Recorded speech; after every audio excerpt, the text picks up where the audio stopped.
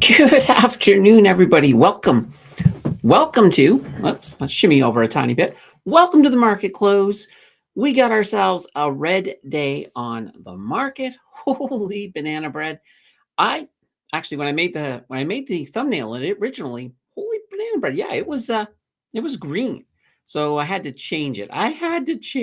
So we slipped back into the red. We're not deep in the red, so we could we could potentially come back into the green. We'll have to see. We'll have to see. What a day. What a day. Of course, today we had the Bank of Canada, the rate decision. It was a pause. It was a pause. So we're still at 2.75%. So we did not go down any further. It was pretty much a coin flip whether we did or not. We're going to talk definitely more about that as we move forward. Also, also, today in Canada, Spot Solana ETFs dropped. So I don't know if any of you guys got in on that. Well, I know at least one of you did. So we'll talk a little bit about that as well. Of course, let's uh, let's head on into the chart, and we'll get there. We'll get there first. So as you can see, we are 0.52% into the red on the TSX. And for the month, we are in the red. You can see that little blue line up there. That's our break even for the month. So we're down a wee bit. We are down definitely a wee bit. What can I say? What can I say? S&P 500, they are down even more. They're down 2.85%. What a day. What a day. NASDAQ, it keeps getting worse. They're down 4.01%. So, yeah, not a great day for tech. Not a great day for tech. The Dow Jones is also down 2.24%. And the Russell's down 1.29%. Now, when, of course, things are not doing so well in the market, they tend to be doing a little bit better for gold. And look at this, gold. Look at the day. Look at the day. The couple of days. I mean, gold is on an upswing. The video that dropped yesterday was gold companies in Canada that have been absolutely killing it. So if you've not checked that out, be sure to check that one out. Holy banana bread.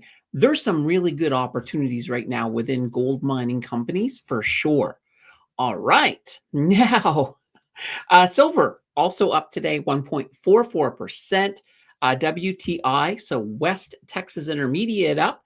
Bitcoin up a wee bit. Ethereum is down a wee bit. What about Solana? We're going to see momentarily. First, we got ourselves a heat map. This, of course, is the Canadian stock market.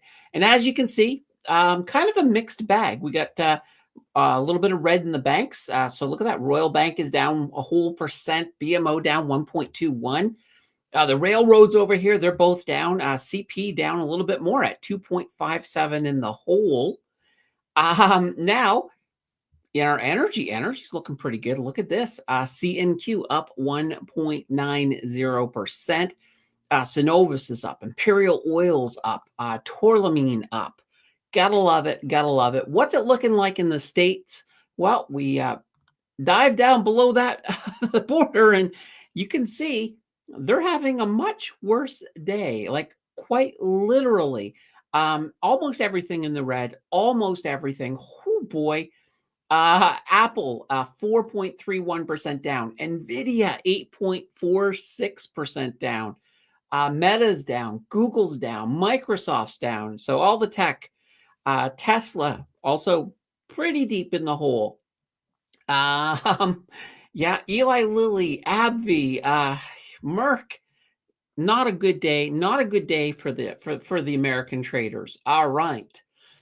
Looking at Bitcoin and friends, Bitcoin, of course, up 0.27, Ethereum down 1.94. But look at Solana. Solana is up 3.57%.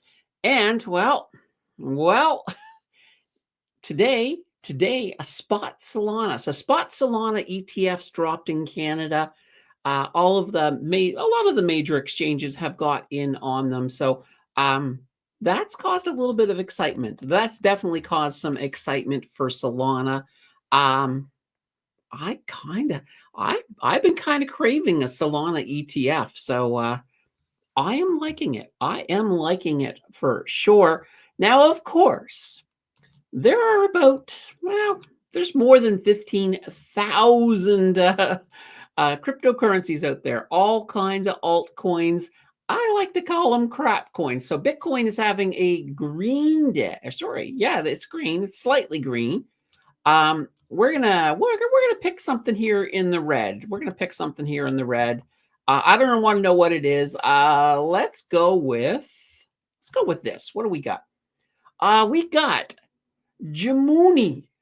Jumanji. It sounds like a game. It's like the Jumanji game, except for people who don't.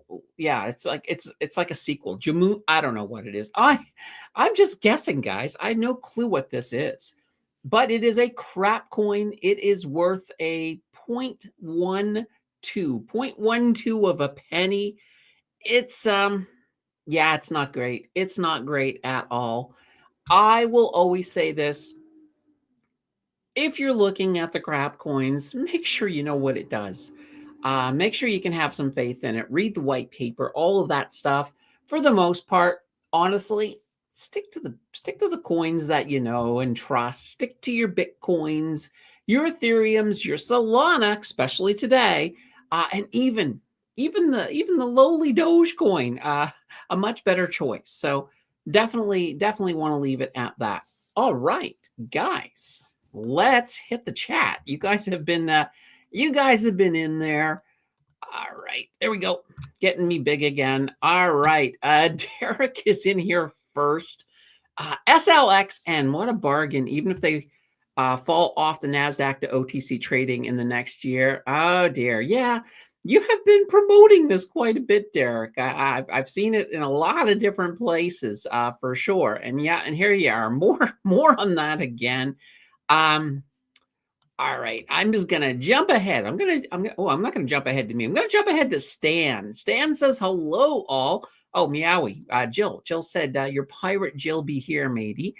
She had some eye surgery yesterday, so she's wearing an eye patch. So there have been pirate jokes. There have been a few.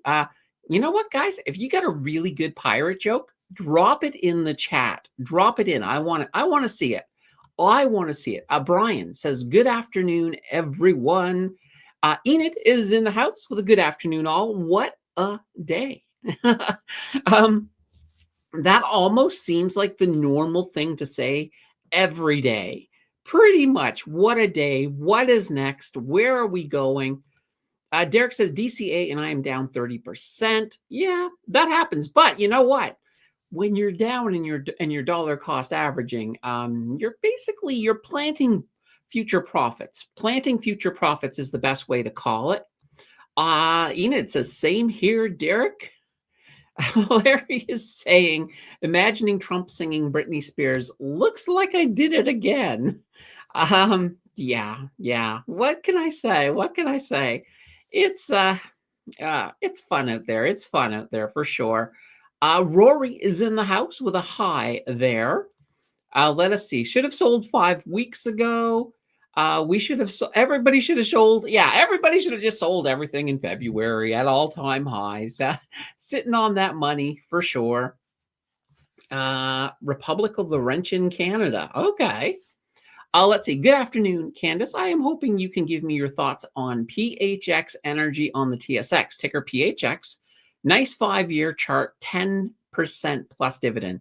I do like PHX, and I've actually had them in the challenge. I think I sold them, though. I think I sold them when I was raising money for some of my defensive stuff, but I do like them. And let's actually go over and take a gander here. Let's see here. Here we go. Good old PHX. Whoops, PHX Energy. There we go. All right. So, well, it looks like they took a recent drop, but I'll pull up the 1 year on them. They're down a little bit right now, but a lot of energy stocks are. They do have a really nice looking dividend, 10.61%. That's definitely not bad. Not bad at all. Let's just go into their back end here for a second. We'll pull up their key data. Let's take a look here. This is one of the things I really like. When you look at the return on equity, 41.24%, 21.65% return on assets. So they're giving the money to the people. Oh, that sounded funny. But they're giving the money back to investors. So that's really good. And their debt to equity ratio is at 22%. So, they're legitimate. Some of these numbers are pretty legitimate. So PHX, I do like them. I think they're a good investment. And the fact they're able to pull off that dividend is fantastic. Does that limit their upper growth? Maybe. But at the same time, I think they've been doing well. And and you mentioned their 5-year chart. I know we looked at the 1 year, but let's take a look at that 5-year. Let's pull it up. The 5-year, you can sort of see, when oil was doing well, so is PHX, and they'll be back to it again. So I do like them. I like them for sure. Hope I live until it recovers. Well, I hope so too. That's going to be the interesting thing with recovery. How long is this going to go on? That's a good question. Well, there's a couple of different answers. One is 2 years. Why 2 years? Because in 2 years we have the midterm elections. And depending if people are really hurting, Donald may lose control of the House. So Trump may lose control of the House, and all of a sudden, if we get a Democrat House, they're going to be fighting back. They will fight back for sure. So that's one answer. That's probably a more optimistic answer, is 2 years. But knowing the way things have been going with Trump, it could be 4 years. And and will that mean that the market's going to be down for 4 years? Probably not. I think at this point right now, we're going from one system kind of to another, and there's this whole thing of equilibrium. Once we find what the new normal is going to be, things will stabilize quite a bit. We may not be back to exactly where we were at before this administration took over, but we'll get to a point where we'll know that things will be moving ahead, and we probably won't be falling anymore. There maybe there might even be a whole year of sideways, and that's not a bad thing if you really want to start stacking your investments. I got to look at the clock here. We have about 1 minute to the bell, so I do want to mention, if you do not like loud noises, the bell's kind of loud, so you might want to just turn that volume down, just in about 45 seconds. And or take your headphones out. Just I'll try to give a 10-second warning here before I hit the bell. All right. And that SLXN. Derek, you don't stop on that one. I hope you're right. But Rory says, yeah, as soon as Powell opened his mouth for Trump, yeah. And that's the thing. Pretty much, we're at this point right now, I think, where investors are so on edge. There's so much fear. There's so much uncertainty. Things, it's like things get pulled back. Things get re-added. From day to day, things can drastically change with the tariffs.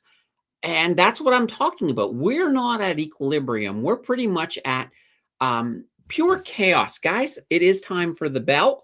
All right, here we go. The market is closed. Oh dear. Yeah. What was I saying? Yeah, we're in a time where there's just going to be so much volatility.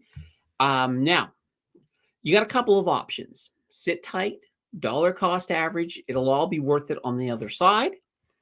Or, if you're more of a trader, you can certainly look at trying to play some of this volatility, because there are plays there, as Larry will tell you. Larry finds the good ones for sure. Ian says, got here late. Do we know why the S&P is down? Pretty much right here. Enid's got it. Jerome Powell, he talked. Yeah. And that's the thing. And, and he's pretty pessimistic on where things are going. And it didn't help things at all. Larry says Z folds after Trump raises tariffs to 245 last night. Yeah.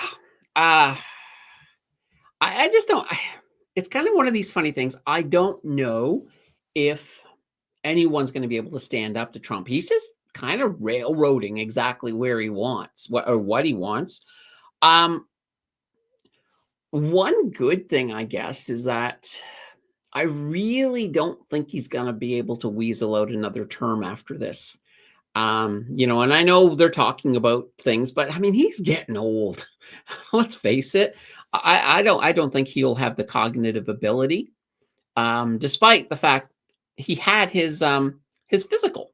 He had his physical last Friday, and apparently, according to Trump, he got all the cognitive questions right. So who knows? Who knows, right? Rory says USA didn't cut rates. 10-year Treasury crept upwards.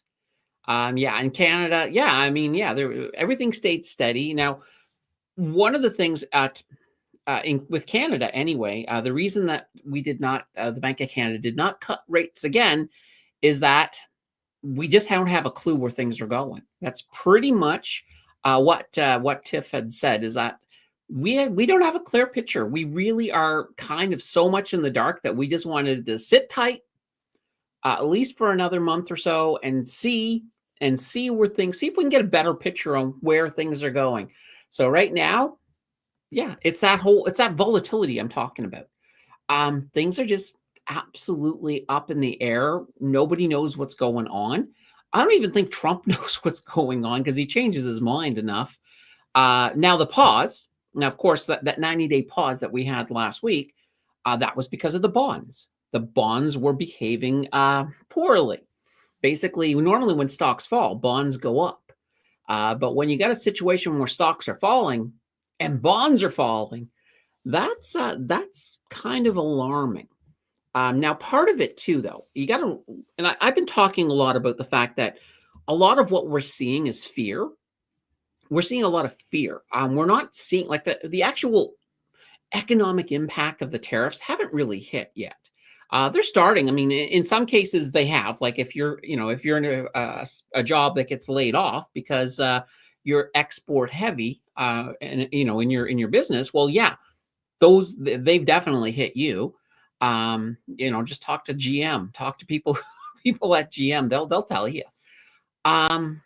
But right now, for the most part, the fear, and that's why even if you look at your utility, I'm going to say, yeah, you can look at utilities as well. But if you look at any stocks that are typically recession proof, they're going down too, only because it's straight up fear. When people are afraid right across the board, it doesn't matter if you're recession proof or not. It's going to pull you down. But once we get to that equilibrium and the actual damage actually does start coming in, you're going to see the recession-proof stocks actually show their worth. And that's fantastic. And that's one of the nice things about it, if you think about it. If you look at recession-proof stocks and, and the fear, this initial fear pushes them down and your dollar cost average into some of them as well, those are going to look nice. Those will be the ones that'll look a lot better in your portfolio as they sort of balance out some of the red, some of the severe red that you might have. Roku says, guess the boys club got what they wanted, so it was time to drop the market again. Oh, and howdy, y'all. Yeah. Let's pull the market down. Nobody, let's just crash it to the ground. I know. Mario is in the house with a good afternoon, everyone. Ian says, what's a pirate's favorite letter of the alphabet? R, I think. I know that one. R. Vic says 26 here and only 9 likes. Yeah, absolutely. Guys, hit the like button. Hit the like button. Holy banana bread.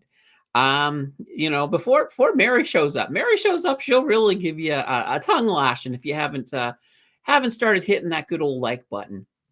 Larry says, I picked up the bull ETFs again 10 minutes ago, but if you bought them Monday, you're down 20%. Yeah, absolutely. See, and it's all about timing in that sense. So that's pretty good. That's pretty good. Rory says, Mary isn't here to yell at us to hit the like button. Uh-oh. Uh-oh, she is here. Oh, you guys are in trouble now. You guys are in trouble. Guys, actually, I'm in trouble. Um, it should be big screen. It should be big screen. If I'm not showing you something. So yes, Mary says, yes, I am. I am just lurking and weeping. Uh-oh. Vic says, picked up some ATD, a good old Alimentation Couche-Tard. I love it. Rory says, oh, sorry, Mary. So Rory also said, I bought a GIC yesterday thinking the Bank of Canada was going to cut. Rory, thoughts about WT as a bond portfolio? All right. Paul is in the house. Hello, Paul. Let's see. So the MicroStrategy Tesla 1 to 3-2 sold 4 MicroStrategy to buy 5 Tesla in the RRSP, then sold 4 MicroStrategy to 5 Tesla in the TFSA. Well, Tesla's down, so hopefully they're going to do a nice little rebound for you. Rory says, don't look at that, Vic. Brian says, I own Bitcoin, Ethereum, Solana coins, 3K total, 100 shares of Bitcoin and Ethereum ETFs. Not interested in Solana or any more in coins. I'm 65, looking at dividends only now. Fair enough. Fair enough.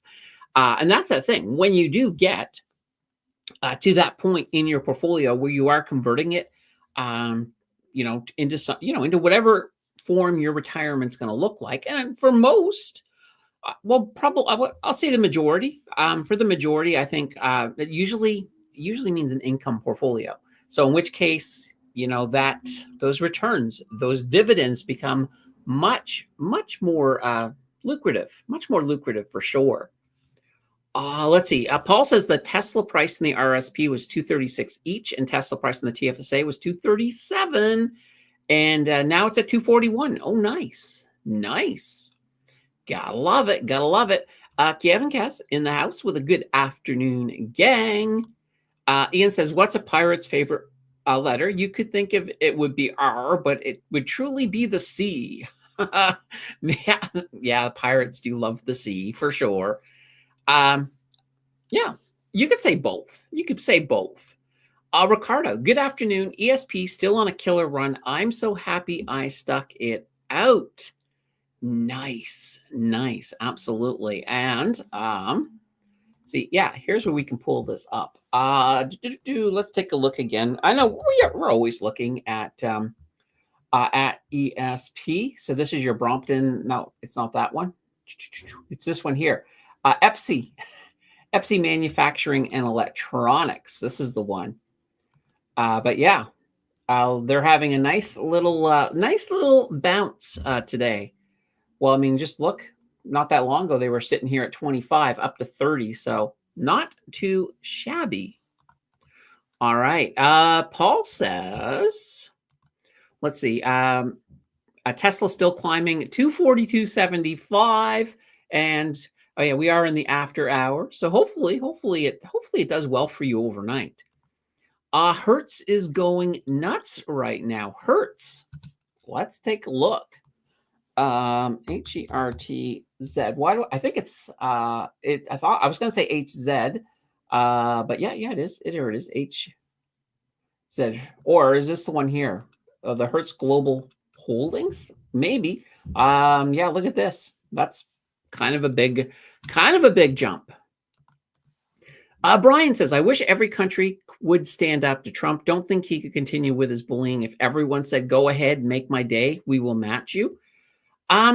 That's the thing, right? If every country could stand up.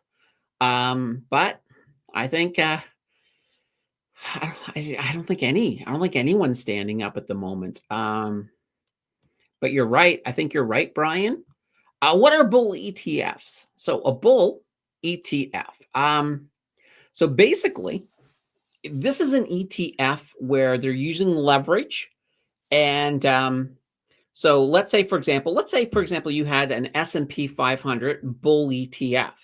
So they would be using leverage, usually, let's say 2x. So basically, in that case, if you were to put $100 into that ETF, they're going to invest $200 into the S&P 500. So when it goes up, you're getting twice as much. But when it goes down, you're losing twice as much. So that's why it's called a bull ETF. You can get them with various, various levels of leverage. So there's 2x, 3x, and of course, the higher the X. So if it's 3 times, you make a lot of money when the market's good. But oh boy, if that market turns on you, you lose a lot of money too.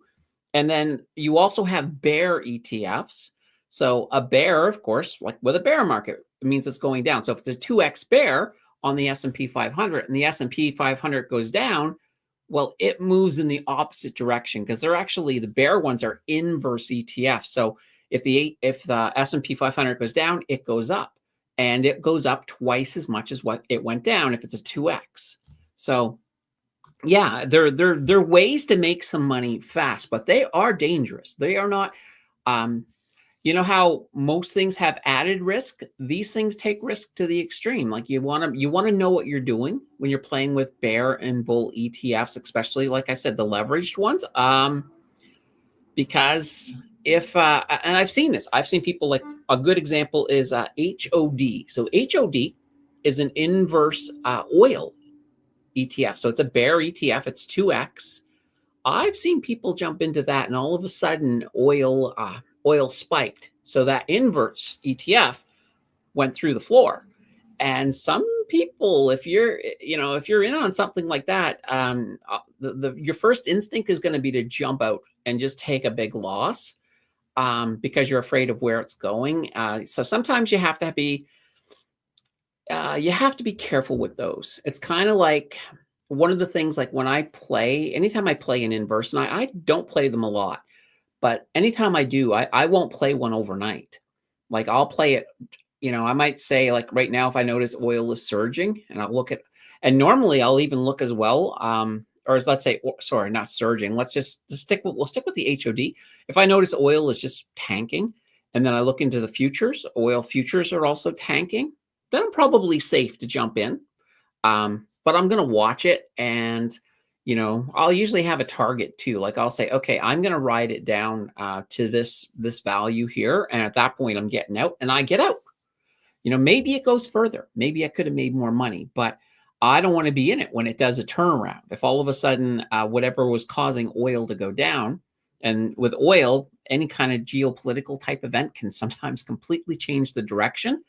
I want to be careful. And that's why, like, I wouldn't leave it overnight. Like if oil is slightly tanking, and I left it overnight, and let's say between open and close of the next day, we got a crisis that starts up in the Middle East. Well, oh boy, I've just lost a ton of money. Well, I mean, I could always wait out the crisis, but it depends on whether or not you have that ability. Because sometimes people who are doing this, if you're doing it to make income, you may not have that luxury. So that's one of the reasons that having a good exit plan is also a good idea as well. All right. Rory says, bull and inverse. Ricardo says, let's see, once Powell mentioned they were losing the inflation battle, it showed we got to have stagflation portfolio or else you're going to get clapped. Yeah. But you got to remember too, that the inflation that the U.S. is seeing, it's because of tariffs. It's all tariff powered, but it doesn't paint a good picture. It doesn't paint a good picture at all. All right. Paul said, so Sol.u, so that there is the purpose, Solana ETF, and that's hedged to the US dollar. So this is pretty good. It opened the market at $9.95 on its first day, and it finished at $10.34. So that's not too shabby. Not too shabby at all. Mary is saying TOI, TOI.V up 8. Oh, we got to look. Let's take a look. All right. So TOI, of course, it's one of the spinouts from Constellation software. So Topicus, here we go. So yeah, look at this, up 8.7. So basically that translates to 5.416, but that's, whoa, I'm just going to grab this here. My scroll mouse sometimes it just doesn't do exactly what my fingers told it to do. But yeah, look at this. Look at this. This is a nice little run. And when we pull this up, you can see they've been pretty much since the end of the year. So this year so far, they've had a really good run. I like TOI.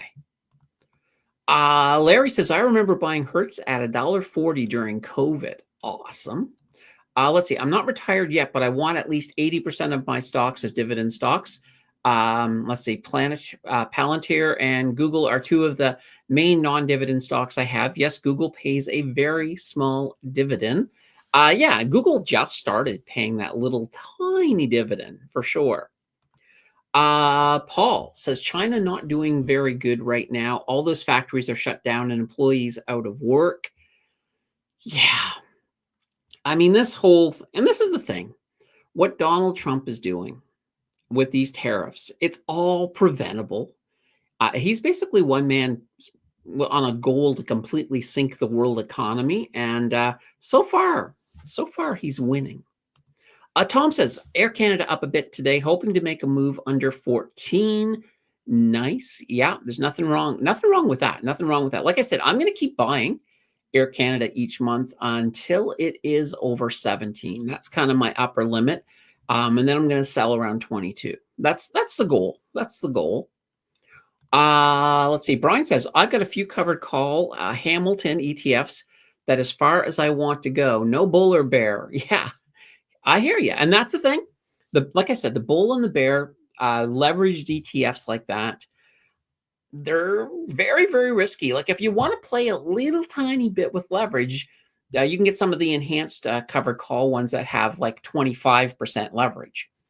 And that's much better than going with 200%. So you can definitely do that. Let's see. Ricardo says, I've been wondering what would be the better gain or the better move.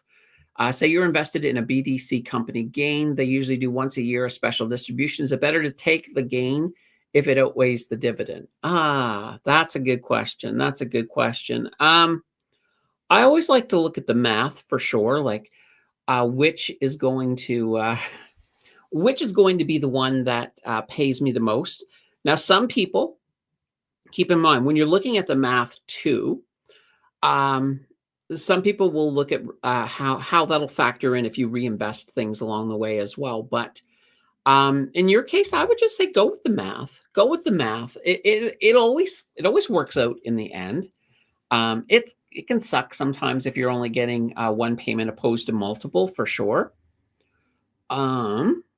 Republic of Quebec. You never know. You never know, Derek. All right. Larry says, be right back. Quebecois here. We are proud Canadians as well. Yeah, absolutely. Proud Western Canadians. We can all just be proud Canadians. I like that too. Let's see. Trump is liberating us from retirement. Yeah, it's like, yeah, he's saving us from having to ever retire. You gotta love it. Let's see. Guatemalan here, but live in the U.S. Awesome. I've never been to Guatemala, but very cool nonetheless. Let's see. A day 15 of being liberated. Amigo. Tikal is nice. Guatemala with Fortress North America. All right. Let's see. I would say Trump is providing us with opportunities. He is. I mean, there are a lot of opportunities when it comes to investing. Having a very depressed market, yeah, it is an opportunity. I mean, you are sowing a lot of seeds, a lot of future profits. It sucks though that just when you're not investing, the regular people outside of investment, and also you guys, when you're in your other part of your life, right? I mean, it's fantastic if you're making some profit on the market, but then all of a sudden, if you're losing all of that profit because all the prices are going up and all of that other stuff, it kind of sucks. So it does suck, but at the same time, the stuff we're doing today, the dollar cost averaging, I think it's going to pay off big time once we get a little bit further down the road. Let's see. Ricardo says, yeah, too bad you can't climb the pyramids anymore. I went back in the 90s and you can climb it. Oh man, that sucks. Because if I ever went to Guatemala, climbing some of the pyramids would be, I think would be a lot of fun, But That kind of sucks. Let's see. Investment in Alberta has been banned for 10 years. I've not heard that, Derek. I have not heard that. Neither has AA. All right. All right. Well, I'll leave that because I don't know what that is. Philly says proud Ontario in here. Ontarian. I live in Ontario and I don't know that one. But keep in mind, I am from Nova Scotia and I'm actually from the city of Halifax. So they call us Haligonians, which sounds like we live in hell or something, but that's fine. Let's see. Too much betrayal. Ian says, I don't mind where the market is now. Going to reinvest some dividends into the S&P at the end of the week. Yeah. Oh, keep in mind, I think, now here's a good question. I am not 100% sure if the S&P 500 closes on Good Friday. I know the TSX is closed, but that could be interesting. Let's see. Tikal is where Star Wars was filmed. I was there across CA in 2000. Whoop, whoop. Look at that SLXN. Oh, boy. All right. Let's see. So many canceled projects. All right. I climbed the pyramids in Mexico. Sun and Moon pyramids. Nice. Nice. Too much Ottawa. Now Canada is breaking apart. I don't know about that. I don't. There's a lot of people, but I don't think it'll actually happen. That's just my opinion, though. I could be wrong. Rory says vote Pierre. Ricardo, the U.S. is closed Friday. That's what I thought, but I was like, well, I didn't actually see any data. I made an assumption that they were probably closed as well. So there we go. So the end of the week is tomorrow. Hence the reason I'm not saying that we can have a Friday show because, you are going to get a bonus, though, this week, a kind of a bonus. So the Evolve video finally done. Actually, right now, the channel members can watch the bank video. So the bank video is available. It'll be dropping tomorrow. So tomorrow at 2 p.m. Eastern will be the bank video. And then on Friday, you're going to get a deep dive. And I'll tell you who. I'm going back to Timber Creek Financial. Timber Creek Financial. I know a lot of people have been talking about, like, oh my God, is the dividend safe? So we're going to look at that. That will be Friday. So 2 days, 2 videos. This is pretty awesome. Pretty awesome for sure. All right. All right. Let's see here. One day my SLX. Oh, Derek, I'm going to skip every time you mention SLXN. I think we all got the point on that one, but it's funny. It is funny. Ian says, I forgot about the short week. Guess I will see when my Rio Tinto dividends land. Rory says, have orders to buy XEQT less than 30. See if it gets there. That could be interesting. It might get there. It might. U.S. Republic of Laurentian Canada will never happen. Let's see. I'm up the Timber Creek without a paddle. It'll be fun. I mean, I will give you the Coles Notes short version of this deep dive. Is that I don't think it's as bad as a lot of people are worrying. And I'm still I have not sold out of my Timber Creek position in the challenge, and I will tell you that I'm not going to. So anyway, check out that on Friday. Now, of course, the channel members, as I mentioned, they can watch the bank one right now. They can watch the Timber Creek one tomorrow. So it's one of those nice things where you get to see things one day sooner. Philly says, I bought XEQT on Friday, already down a little. Okay.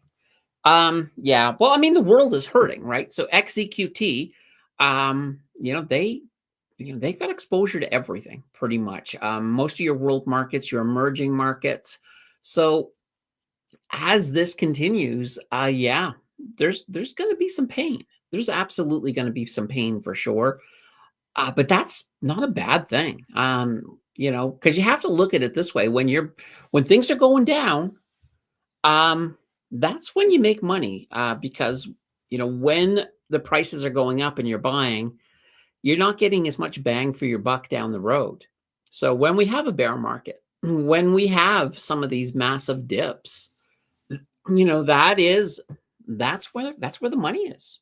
That's where you jump in, you get your stuff, and you're good. You're good on the other side. So I'm pretty excited about it. I'm pretty excited about it.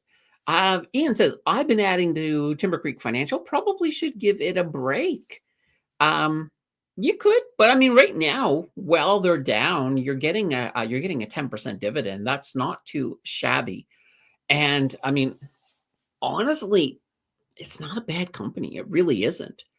Now, I know, and this is kind of one of those things, like I get asked about Timber Creek Financial a lot, and because I hadn't actually dug into them in a bit, with a full deep dive. Now, the deep dive is always good. It lets me see whether I still have faith in a company, or whether it's time to sort of look in the other direction. All of that fun stuff. Okay. JMP says, hi there. Any chance you could give your opinion on Lundell Basel Industries NV? So LYB, good dividend, good price, but heavily reliant on the oil industry. All right, let's take a look. LYB. Oh, I still have my thing up. All right, good.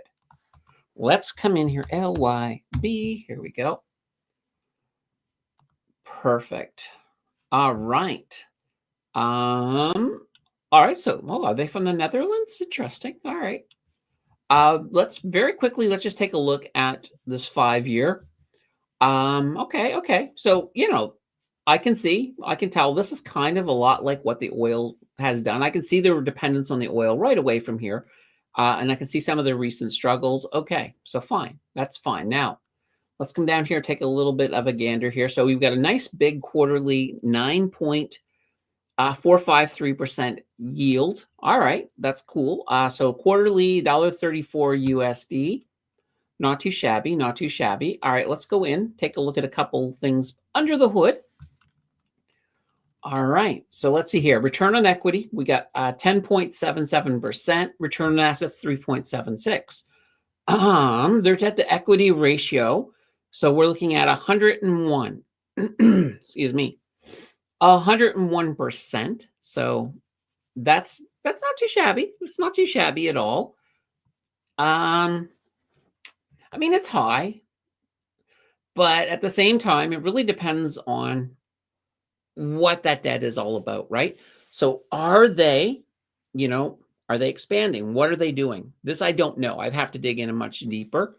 But looking at this, right now it looks like they have had no problem with their dividend. But I'm kind of curious here. I'm going to pull up one more thing here. Let's go to Yahoo. All right. And I want to pull them up here in Yahoo as well. LYB, here we go. Perfect. All right, couple of little things I did want to see down here as well. All right, let's see here. I think I might be on, well, it's still the same company. Let's see here. All right, so they have a small profit margin. But I'm kind of interesting here. Let's go into statistics. All right, their payout ratio is a little high, so 127.29%. I mean, it's not sustainable, but at the same time, it really depends on what's going on and what happens with the oil industry. So when you look at a company like this, and I'm going to come back here. Here we go. Let's come back to this one here, and I'm going to come back to the overview. And let's go to I'm going to go to the 10-year just to sort of take a look. So you can see that when things go wrong, like right here, this was the pandemic. This is almost a pandemic low. They have done well. They seem to be doing well with the market. I have a feeling that they're going to be good long term. Like everything I see looks fine. Like I would want to do a little bit more digging on them as well. But for the most part, I think they're fine. I wouldn't be too concerned with it. All right. Let's see here. Derek says Rolls-Royce, the only nuclear small-scale producer in the world, is up 30% since December. Okay, let's see. My next scoop will be SYY. I've been thinking about the whole fact that food ain't going anywhere, and the campus and universities all use Cisco for food. Yeah, let's actually pull it up. Let's pull it up. We're here. Oh, okay. I have no clue. I have no clue. Oh, SYY. There we go. I was like, wait, where are they? All right, here we go. Perfect. All right, Cisco. Every time I say Cisco, I think of the network company. But yeah, let's pull. I'm gonna go back to the 5-year just because it's kind of good. You can sort of see here. Yeah, they've been moving mostly forward, or there's a little bit of volatility in here, and that's fine. That is fine. Not a huge dividend. So okay, so more of a dividend growth company for sure. I'm liking that. And let's go into their data. Pull this down, get a couple. Ooh, I love this. They have a really high return on equity. However, I look at this, but then I saw this 680% debt to equity ratio. So one of the things I will mention is when you look at the return on equity, if it's really high and their debt to equity ratio is also really high, it usually means that this number is not accurate. It gets skewed. It gets skewed by that the data. So when you're doing all of the calculations, that data will skew it. So if they're both high, then I take the return on equity with a grain of salt in this case. But I mean, for the most part, I mean, yeah, food is definitely going to help them. But boy, that is a pretty big. That's a lot of debt. That's a lot of debt. I would be a little uncomfortable with that debt, but people are still going to need to eat. So they're probably going to have a consistent cash flow from there. I would expect, if anything, I would expect more of the same. I'll just grab the 3-year. I would expect more of the same. They're probably going to stay pretty much in here. Maybe you will get a little bit of a range, which would be great. If you get a range between 81 and 70, it's playable. It's definitely playable for sure. Let's see, small modular reactor. So SMRs, gotta love them. All right. I just had to hit my watch because I had an incoming phone call. So it just went straight to voicemail. Do you think oil hit the bottom or near the bottom? It's always an interesting thing. With oil, because it's so geopolitically basically attached, because geopolitics play such a huge role. I don't know if there really is a bottom. I mean, if you look back during the pandemic, we had a point where oil hit negative. It hit a negative number briefly, and it could happen again. It could very well happen again. Now, do I think it hit the bottom now? Do I think that we're probably not going to go much lower? Yeah, I'm kind of in that boat. But keep in mind, with geopolitical events, no matter where you think the bottom is, it could absolutely be a lot lower for sure. Doorpat says, oh, what is a good buy price for VFV? I have a good chunk of cash to deploy, but it hasn't gone to that 122 again, which I missed. Bought at the highs of 153, been able to bring it over down. So yeah, VFV. Now, so VFV, of course, is your Vanguard S&P 500. So right now it's sitting at, well, that's not bad, 129.70. But this is how I will look at things. When somebody asks me, is something a good buy? I like to back out a little bit, and I will generally look at the slope, the overall slope, and see kind of how it's behaving to give me a general idea. So here, yeah, it's up a little bit high. But I think if you were to actually do an average across here, maybe 10 years, I would probably maybe even back out to 5. Um, I would say, like, looking at this and looking at the general slope and knowing from looking at 10 years first, I got a general idea of how it moves. So I honestly would say anything under 140 is probably a really good buy.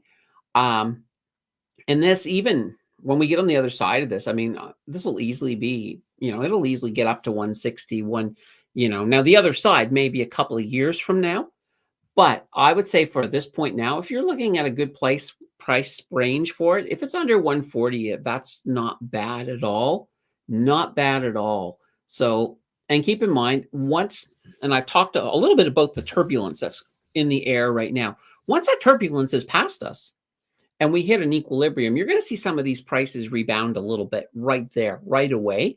So, it's not, now will there be dips? Like right now at 129, will it dip lower? Let's actually come in a little bit closer here. Let's pull us into the 1 year.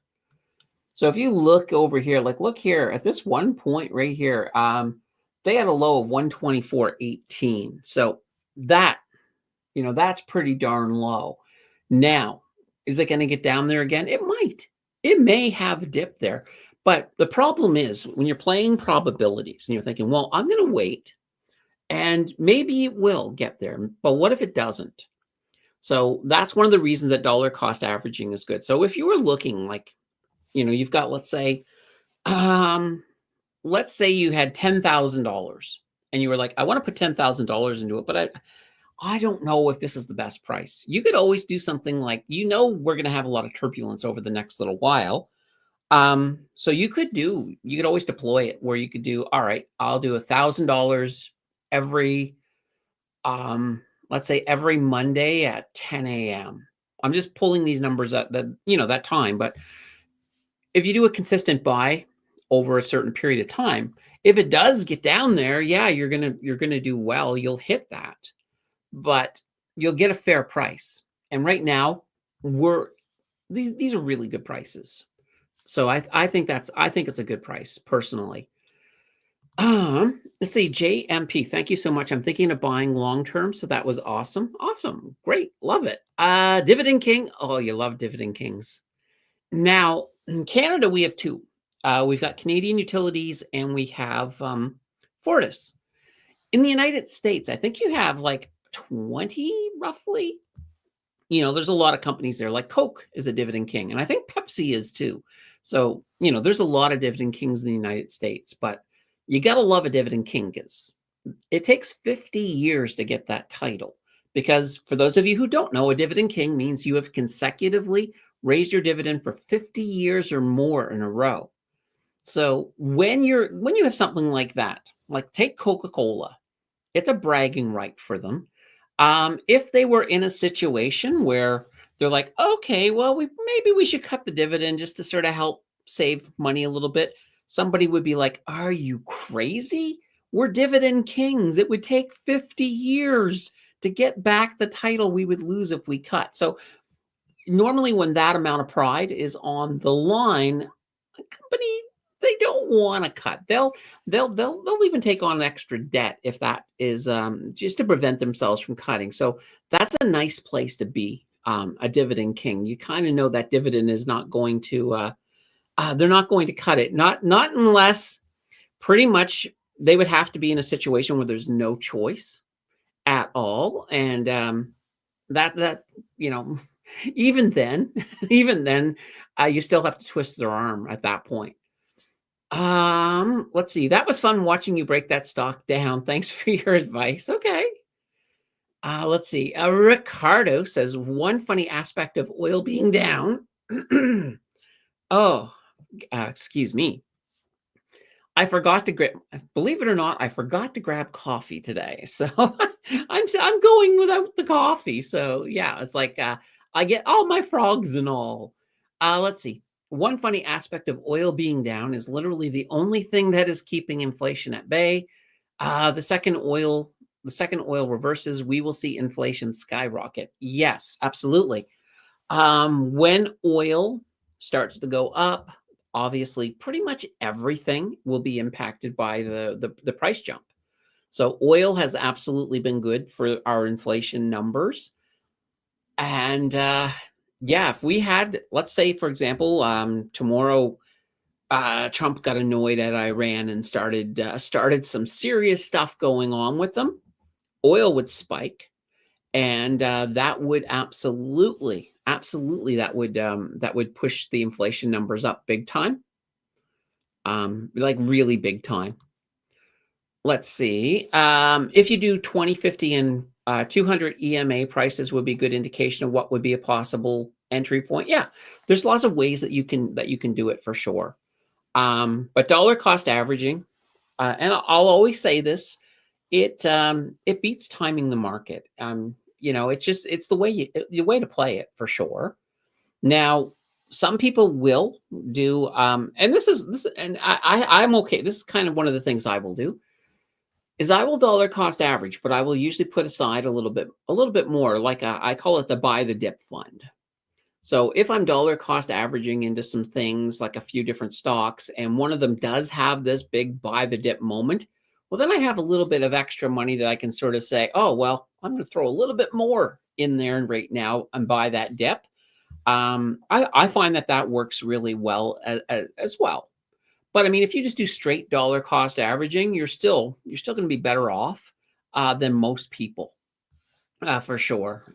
Ian says, let's see, a few months ago, I was saying, wow, I'm way up on WCP. Wish I bought more. Then it was down. Got my wish. Thanks, Monkey Paw. I love it. Love it. Ricardo says, oil being down is one of the biggest reasons to why the miners have been ramping up in stock value. Yeah, absolutely. And right now, it's kind of, well, I should be big. I should be big. Unless we're using the thing, I should be big. Yeah, it is one of those situations like once oil changes in price and starts moving back up, we're going to see a lot of interesting things. Yeah, you're going to have inflation, but also our oil stocks will finally be nice and deep in the green again. It'll be kind of an interesting thing to see how that all unravels. But you also have to look at this thing too. One of the things that will be interesting is when as oil starts going up again, and you also have Donald Trump wanting to he wants to drill baby drill. So we got that as well. It really boils down, like, it's kind of an interesting balance. Like, even when geopolitical events happen, you still got OPEC who will jump in, and they will, of course, adjust their production based on what they think the price of oil should be. So whether it be like they cut production or whether they increase production, and there's a lot of politics in oil at the same time. So it's going to be very, very interesting. But one thing, and this is going back to the previous video that was released, is just gold. Gold has just been on fire. Now, one of the I'll show you one of the companies that actually I had featured. And this was not even the best. This is probably this is the worst of the stocks that I featured in the last video. But let me just show you this. This is their last year. Look at this. In the last year, and this is a gold stock. $10.62 up to $19.89.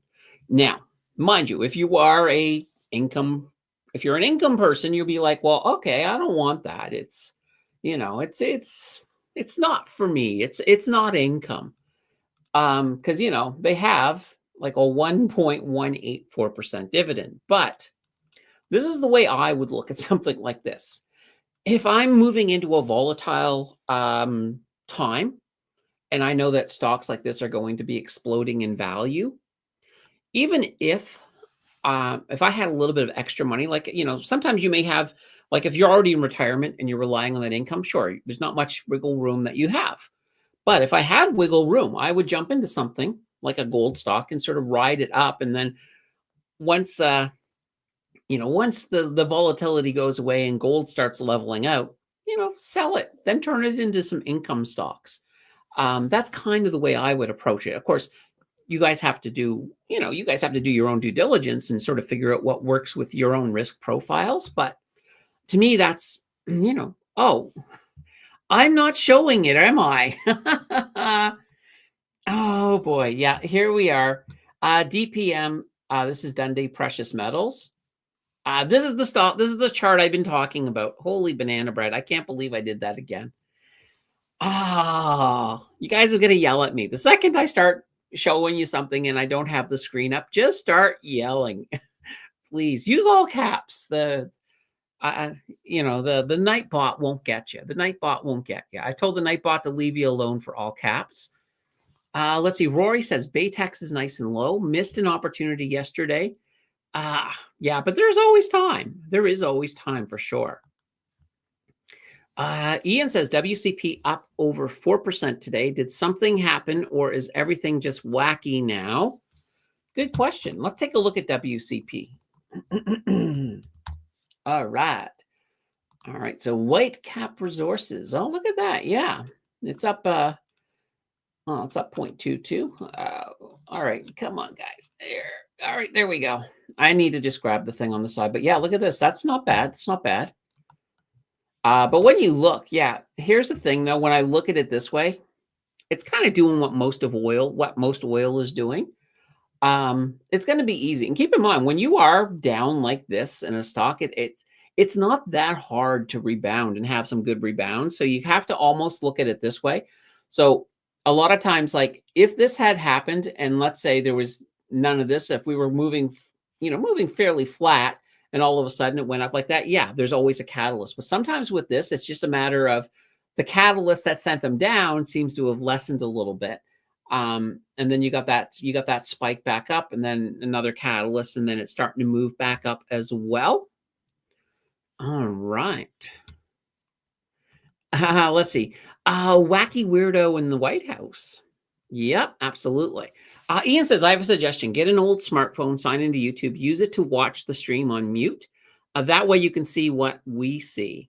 Actually, I don't even need to do that because what you can't see is, well, here, maybe I'll show you what you see, what I see. Right here, this is actually my portal. I have to pull it out. But you can sort of see, that is what you guys would see. So right there, you can see the thing and you can see where I am. And right now, it's probably an infinite thing going in there. Whoops. I hate to do that. I hate doing that, the turning it around. But no, I can see it right in front of me. But sometimes I'm looking over there on the other monitor where the chart is. So I'm not looking this way. It's like, uh-oh. What would be better is if I could somehow get my setup so that my second monitor, instead of being off to the side, if it could just be right up there above, that would be kind of cool. Someday when I start making, actually making some money, I would love to have this big, I have a dream of having like a 6 monitor setup. But basically the way it would be though, is I would probably only be 3 monitors, but they'd be arranged, like they'd be the really long ones, but turned up. And then, yeah, anyway, it's a dream. It's a dream. I probably don't need 6, but I still want them. All right, guys, if you got your final questions, now's about the time to drop them in. Because we're getting towards the end. So definitely drop those in the chat. Normally I would take a sip of coffee at this moment, but as I mentioned, this almost never happens. I got so involved in some stuff I was working on just before the stream started that I was like, I kind of just missed my coffee window. I probably could have yelled to Jill and said, make me a coffee. But I didn't. So that's fine. That's fine. All right. Ian says, I was in a taxi in Bogota, Colombia. Guy had 3 cell phones on his dash and 1 in his lap. Nice. And it's funny. Like so many people nowadays are, they're watching, most of their internet content on their phone or on their tablet. And I've always just preferred my desktop. It's like, I'm in here. I got So right now I have, well, technically I have four monitor. Well, it's technically I have one big monitor and I have a really big monitor, but I've split it into two. So it acts as two monitors. Then I got the laptop. So I got a lot of screens, but, it's kind of interesting. Now, another thing too, and this has been a trend this year, YouTube has been reporting, and I know I see this a lot on my station, that a lot of people are watching on TVs. So, and that's one of the reasons that I started doing 4K is because it's like, yeah, somebody was like, oh, I watch you on my TV, but it's really not suitable for the TV. It's just, it's a little blurry on the TV. So I had to make that change to the 4K, which makes the files actually bigger. Like the file before when I was before I went to 4K, a video file for one of my shows, um, and not one of the live shows, but just the regular shows, they were about 500 megs. But the 4K ones, they're just shy of 2 gigs. So they're much, much bigger. Let's see. YouTube has to get a hold of their ads flooding every video. Yeah, they do that. They do that. Now, it's interesting, too. It's like, I'm just glad. Like, I know in the old, like, about 3 years ago, I had this thing where I don't know what happened, but I lost my skip button on my YouTube ads. And then at that point, because I pretty much had to watch every ad, no matter what it was, because there was no way to get out of it. I got a couple of times where I went to go watch a video and I got like a 20-minute ad. And I'm like, there's no way to get out of it. And if I back out and try to go back into the video again, it would give me the same ad. So there were a few times, there was a couple of videos that I wanted to watch where I just didn't watch because I just couldn't sit through that ad. I eventually got it fixed, and was able to get my skip button back. But yeah, and here's the thing, guys. I know that some of you guys like to watch ads on my channel because it supports the channel. It absolutely does, and I appreciate it. But if you get a 20-minute ad, quite literally, if you want me to get paid on the 20-minute ad, watch about 30 seconds of it, then hit skip. But if you hit skip right away, I'm okay with that. I'm okay with that for sure. Ian says, I pay for premium. I don't even see commercials anymore. I don't watch TV anymore. Yeah, yeah. Now, when it's kind of weird the way they do premium. Like, I make a lot less on premium. Like if somebody comes in with premium, I make a lot less than if somebody comes in and watches the ads.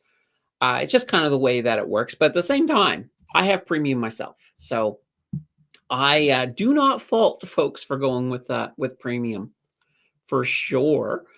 Philly says, I don't care if YouTube is flooded with ads because I am invested in Google. So more ads means more money for me.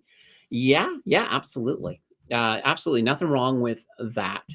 And I have a test account that I use. And, so sometimes I may, like one of the things, especially when I switched to 4K, I went down to see, I used the test account to watch it on the TV a couple of times because I was like, okay, let's see how this looks.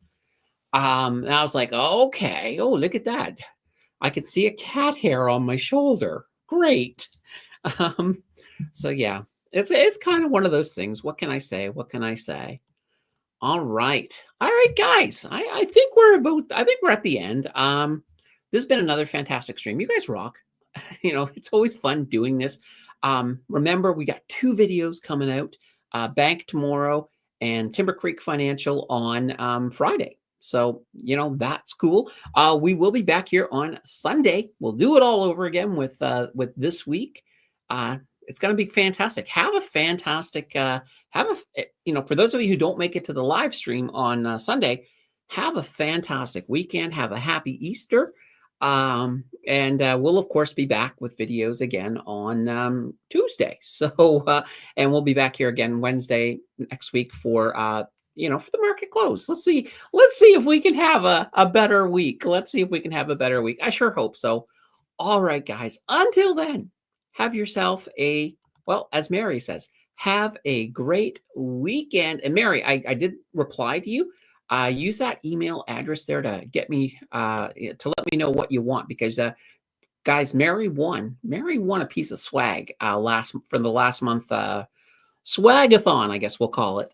So yeah, just you check your email, or Mary, check your comment, and get back to me. Get back to me so we can get this all taken care of. All right. Until next time, guys, enjoy the rest of your day and then have a fantastic weekend. We'll see you Sunday. Bye.